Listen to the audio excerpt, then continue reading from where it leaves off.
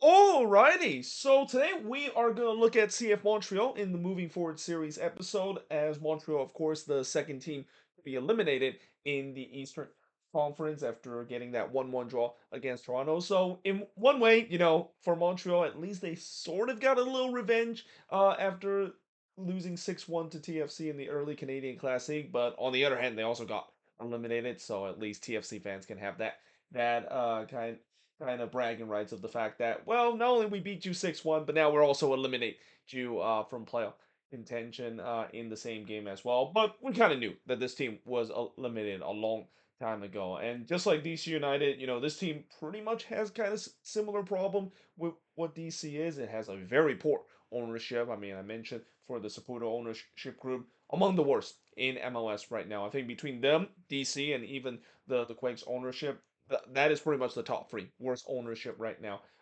in MLS, and the ownership group is clearly holding this team back when it comes to the cheapness. But one thing I will say about this team, and when I look at this roster, they have a lot of young talent on this roster, both proven and unproven.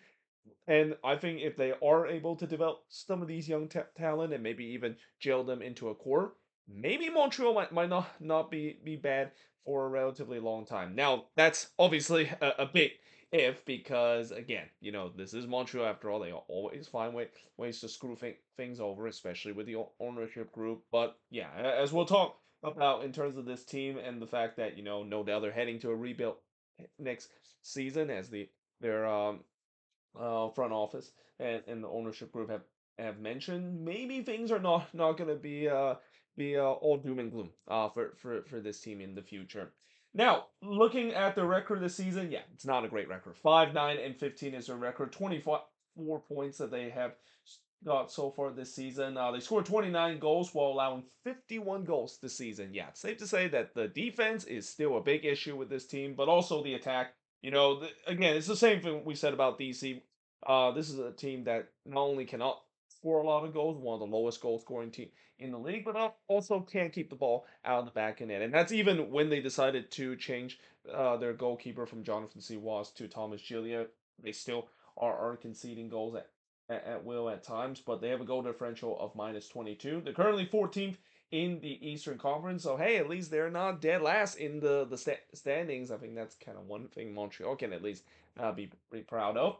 Top goal scorer for this team, believe it or not, despite the fact that this team have not scored 30 plus goals, they have a guy that actually have a double digit goal scorer. That is unexpected. I did not expect a team that is being one of the lowest goal scoring team in the league to have a double digit goal scorer, but pretty much almost half of the goals this season scored from Montreal has come from Prince Owusu, who has had a career season. I mean, this has been a season that I feel like it hasn't been talked a lot about. He's been really flying under the radar this season. Probably one of the most underrated number nine in this league, especially with the way that not only he has got double digit goals for the first time in his career, if I'm not mistaken, but he's doing it without a lot of service whatsoever. Like he's not getting a lot of help from this team, knowing that the creative department for this Montreal team is pretty much non-existent once Caden Clark went down with the injury, and also now he's traded away as well. So yeah, the fact that Prince Owusu is not only creating chances, but when he is given the opportunity to do so, especially in the air, he is very dangerous in the air as well. Yeah, no surprise. This has been a great season for him, and who would have thought that them getting Prince Owusu from Toronto? Who would have thought that would be actually a great signing, and the fact that I'm pretty sure if TFC fans looking back at that trade, yeah, they probably regret letting go Prince Owusu, especially as we'll talk about their number nine situation and the problem they have right now. With nobody up front can score the goal for them either. But after that, you got Dante Sealy, another guy that seems like he's having a revitalized season. Dante Sealy has kind of been a bit of a forgotten man. You actually should not forget the fact that he's actually still only 22 years old. He feels like he's been in the league for a while now, but he's still a very young guy. Now, obviously, maturity issue and his development has kind of stall a bit is the reason why he hasn't been talked about a lot, but recently he's been in incredible form. It feels like he's finally found his form that he has with Dallas, and found his form of why he was considered to be one of the bigger prospect in MLS before, and it feels like that could continue with his time with CF Montreal. Then you got Veroni with 3 goals, followed by Victor Laturi with 2 goals, and Lucas Petrasso with 2 goals to round out the top five. Top assist leader, their top assist leader actually is no longer on the team. Caden Clark, of course, is traded to DC United with 6 assists, and then you got Prince Owusu with 5 assists. So the fact that Prince Owusu is basically responsible of contributing more than half of the goals that CF Montreal has had, and when your number 9 is basically the one that contribute half of the more than half the goals that you score, yeah, it's no wonder why, as I mentioned, the creative department of this Montreal team is pretty much non-existent. Then they got Luca Petracio with 3 assists, Tom Pierce with 3 assists, and Victor Laturi rounds up the top five with 2 assists.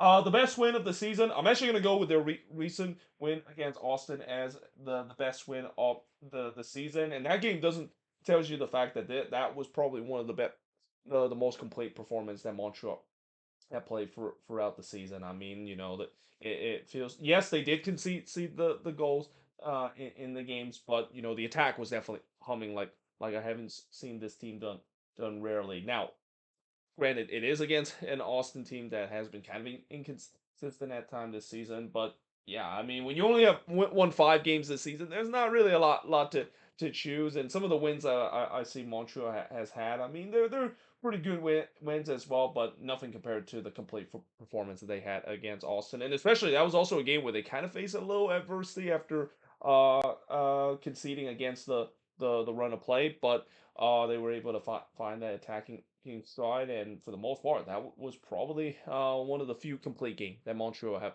played throughout this entire season.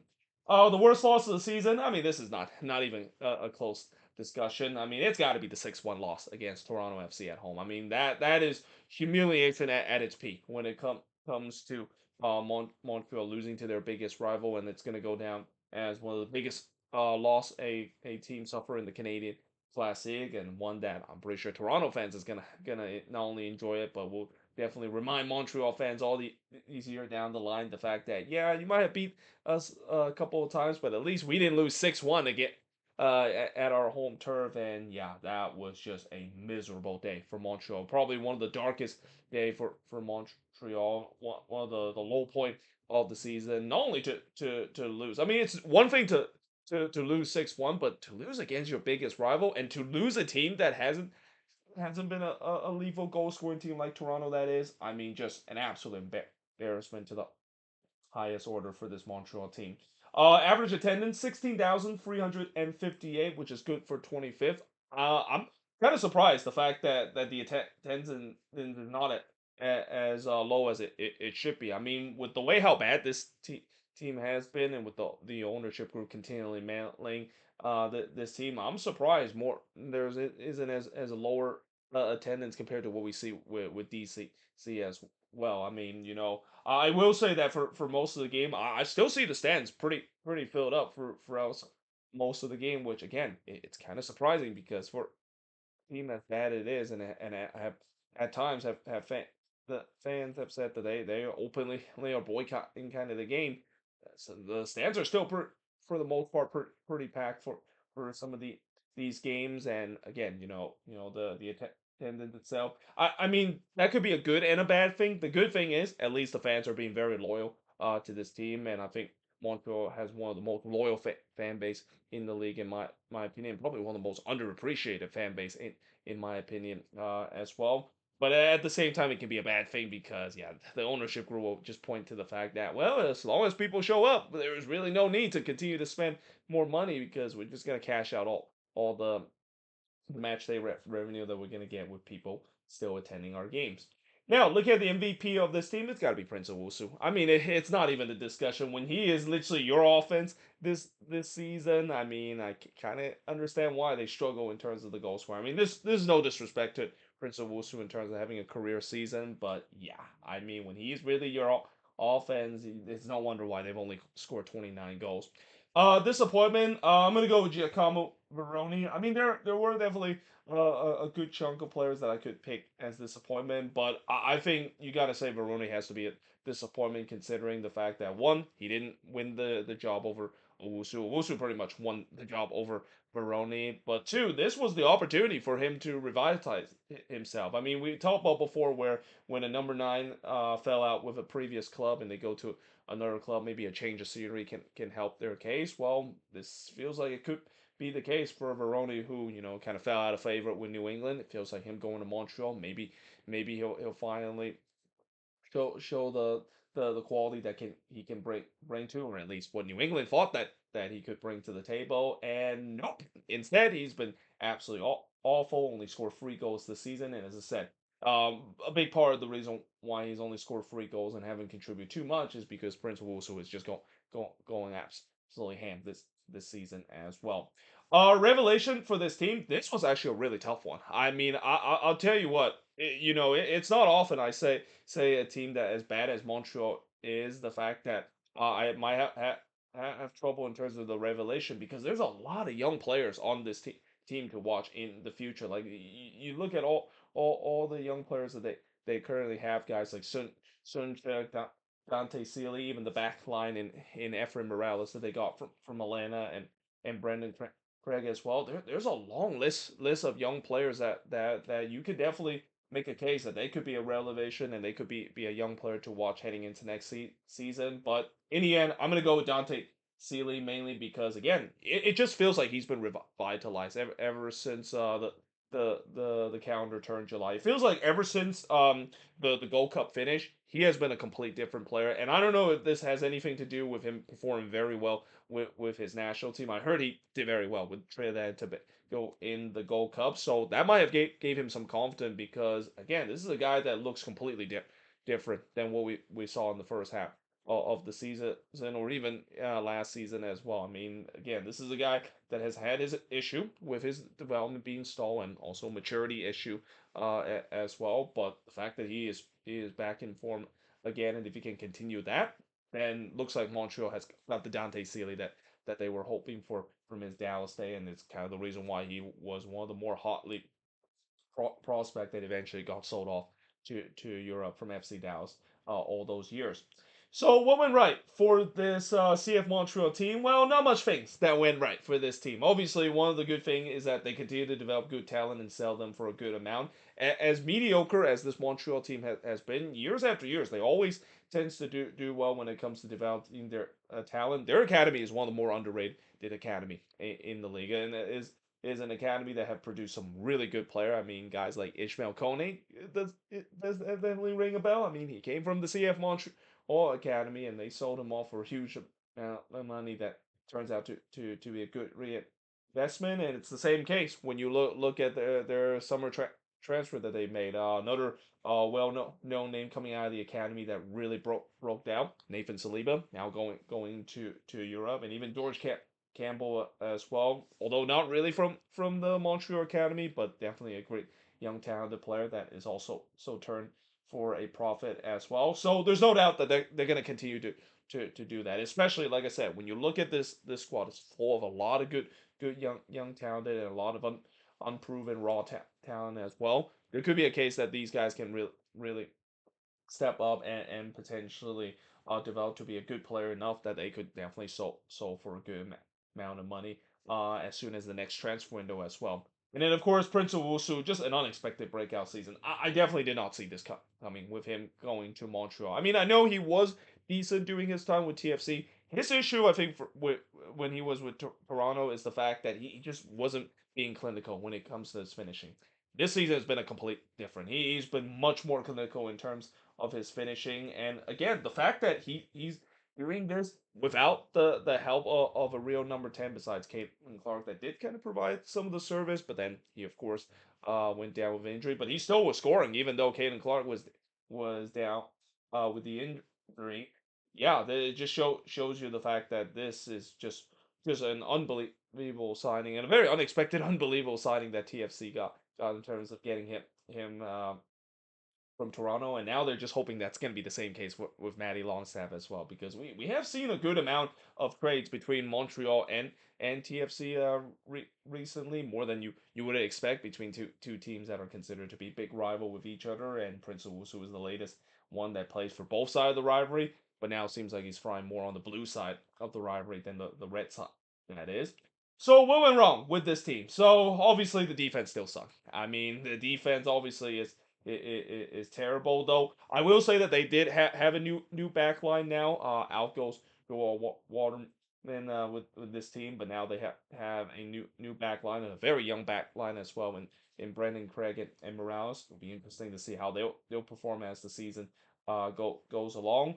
There's not really a lot of talent in this squad. So as much as we have a lot of good young players on this team, these young players again, you know, unless if Montreal can somehow turn out to be like what Dallas has been over the years of somehow able to develop these young talent and able to compete day in and day out. There's just not really too much talent on this team. Like sometimes when you want to be a team that can compete for playoffs or even try to compete for MLS Cup. As much as you can have some good young talent, you also want to have some veteran player on this team that can provide the quality. And when you look at this team, there really isn't any good veteran talent that can provide the spark. I think the only one you could say is Prince Owusu and maybe even Ivan Jaime as well. Their new signings that they did over the summer, and they're really hoping he's going to be the guy to do so because they spent a lot of money on him and made him a DP number 10. And again, that signing, I am kind of question that signing a little bit. I mean, yes, he has played with some well known club like Porto as well, but he's a guy that, as I mentioned before with his signing, he's a guy that has had maturity issue before. So yeah, we'll see how that signing, of course, what turns out to be and whether that's the town that Montreal needed in terms of get things going. And then, of course, the other thing went wrong is the terrible ownership group is still here. So yeah, as long as the Saputo ownership group is still here, you can definitely sense that for every good progress that this Montreal team made, yeah, there's going to be some major setback and some major mailing that happened. An example of that is their sporting director decided to step down with this team. It feels like it's almost like an annual tradition for Montreal that every single year there's got to be a sporting director that stepped down with this team because they're in a power they lose a power struggle with the ownership group. So moving forward for this team, obviously the rebuild is in full swing with this team, and they're rebuilding with a lot of these young talented players that they hope that they can develop well and maybe be a playoff contender sooner than we expected. And speaking of those young talent, like I said, these young talented players, if they can develop well and be able to show some progression, if it's the case that they could be a French playoff team heading in to next season as well. And then lastly, you know, talk about the interim head coach right now, Marco Donadell.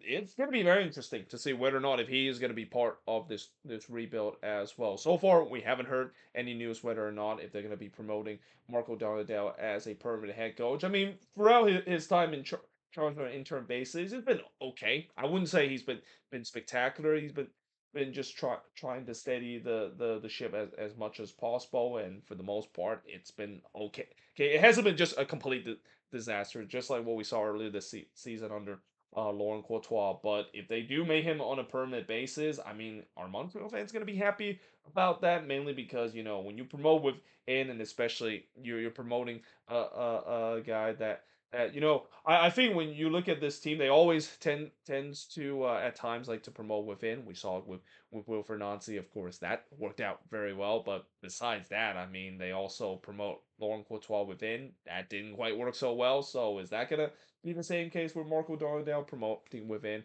and hope that it will work out? Who knows? I mean, we'll see how this decision is going to be whether they're going to keep Donadell or maybe they're going to go for a new head coach. And if they do decide to go for a new head coach, it'll be very interesting to see who they, of course, will get as their new head coach. They have gone some weird direction when it comes to getting new head coaches. Remember Hernan Lasada being in charge of this team? I mean, that was an unexpected move, and obviously that didn't work out whatsoever. And I also don't blame the fan base. Not being happy if they do decided to go for a new head coach. I think so, for most part the fan base are kind of happy of what Donadell has done, but when it comes to looking for a new head coach, and if that's the direction that the front office want to do, I don't think the fan base will be that happy, because so far when they do decide to look elsewhere, yeah, it hasn't worked out whatsoever with this team. This team has among the highest coaching turnover, and it's not a big surprise, because again, it's been just years of mediocre and year of frustration, and all goes back to the ownership group. The sooner this ownership group decide to sell the team, the sooner there's a change in terms of the ownership group.